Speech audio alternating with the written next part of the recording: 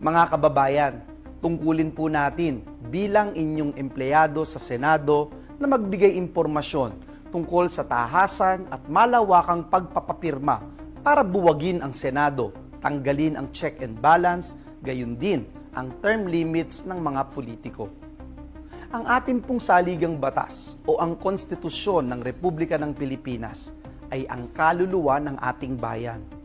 Ito po ang pundasyon ng ating demokrasya.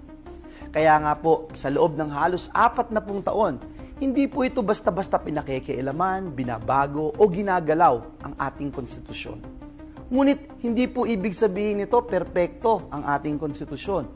Maaari pong may ilang probisyon na pwedeng makatulong sa ating bayan. Uulitin ko po, hindi tiyatsa ang sagot sa problema sa mataas na presyo ng bilihin, sa kakulangan ng trabaho, mababang kita, krisis,